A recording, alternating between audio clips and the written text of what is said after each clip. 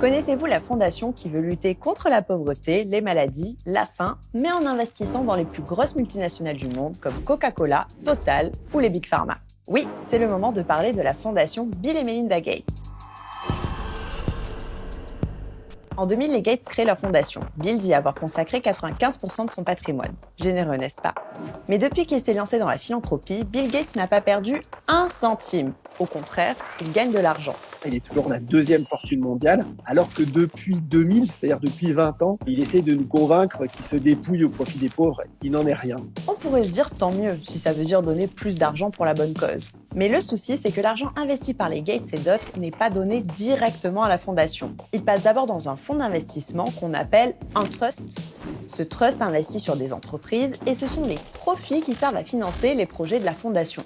Est-ce qu'aujourd'hui, le premier domaine à soutenir, à favoriser, à financer, ce sont les énergies fossiles? Je ne crois pas. Est-ce que le premier domaine à financer, à favoriser, c'est l'industrie de l'armement? Pas davantage. En effet, le fonds investit dans beaucoup d'entreprises. En 2018, on trouve des noms inconnus, d'autres plus connus dans des domaines très différents. En tout, on en compte plus de 730. Et là, on ne parle que des obligations d'entreprise. Mais là-dedans, ceci est une liste non exhaustive, on retrouve d'abord ArcelorMittal, et puis BlackRock, mais aussi Goldman Sachs et JP Morgan, BNP Paribas, Arcos Dorados, qui est le premier franchisé de McDonald's au monde et la plus grande chaîne de restauration rapide d'Amérique du Sud et des Caraïbes, Caterpillar, BAE Systems, BP, la société minière brésilienne Vale, qui a reçu un prix de la honte par les Public Eye Awards en 2012, ExxonMobil, BHP Billiton, Glencore, oui, il y a pas mal à dire, Rio Tinto, Chevron, Total.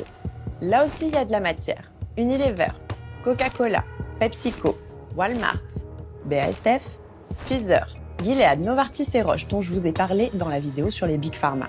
Juste pour résumer, en 2019, sur les 20 firmes qui produisaient 35% du CO2 mondial, on en retrouve déjà 4. Donc ce sont les sources de financement de la fondation la plus puissante au monde. Elle finance des centaines d'universités, d'organisations internationales, d'ONG et d'organes de presse. Dans son livre L'art de la fausse générosité, Lionel Astruc explique que les entreprises dans lesquelles le trust investit se retrouvent aussi parmi les bénéficiaires de la fondation Bill et Melinda Gates. Pour Coca-Cola, la fondation aurait encouragé les communautés dans les pays en développement à devenir des filiales de la marque, comme par exemple au Kenya pour la production de fruits de la passion à exporter.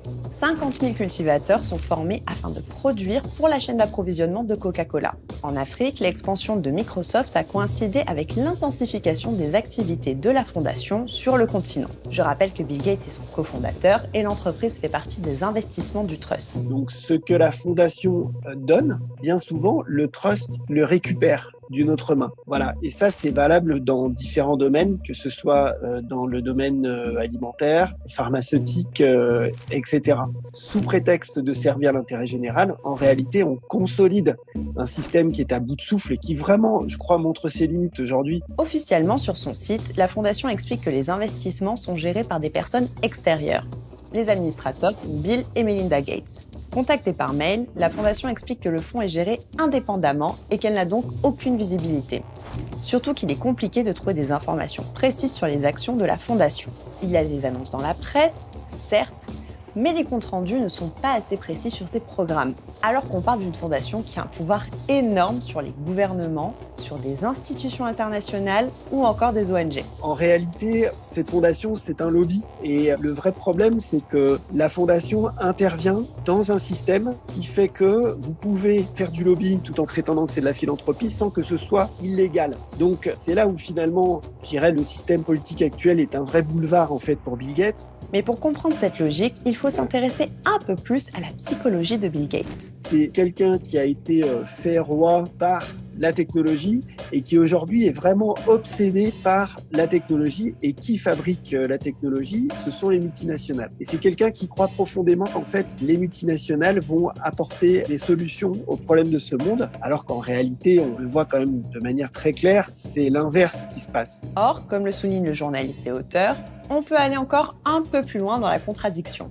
Si vraiment il voulait servir l'intérêt général, la première chose qu'il ferait, serait d'engager Microsoft à payer ses impôts. Parce que si simplement Microsoft payait ses impôts à travers le monde, on n'aurait pas besoin de l'argent de la fondation Bill et Melinda Gates et l'argent des impôts serait utilisé d'une manière démocratique, sans qu'une seule personne décide. Outre ce fonctionnement, beaucoup de choses peuvent être dites sur la fondation. La militante et écologiste féministe Vandana Shiva critique beaucoup le soutien des Gates au développement des OGM, surtout en Afrique. Dans son dernier livre, elle dit d'ailleurs « Bill Gates est le Christophe Colomb des temps modernes. » Un rapport de l'ONG Global Justice Now estime que les actions de cette fondation pourraient finir par exacerber les inégalités mondiales en ancrant le pouvoir du secteur privé partout dans le monde. Finalement, l'argent de la fondation Bill et Melinda Gates arrive essentiellement dans des pays riches et va finalement soutenir des laboratoires de recherche, etc., situés dans les pays riches et que seuls 5% du budget, notamment pour la santé, arrive, par exemple, en Afrique. Et ça, c'est vraiment une philosophie, une forme d'arrogance qui consiste à penser qu'on va apporter des solutions technologiques, donc venues du haut, à des gens qui ne seraient pas capables tout seuls de trouver leurs propres solutions. Alors, pas besoin de fake news qui, au final, le conforte dans sa position. Il y a déjà plein de choses à dire. D'ailleurs, si vous voulez une vidéo qui explique d'autres aspects, n'hésitez pas à nous dire en commentaire.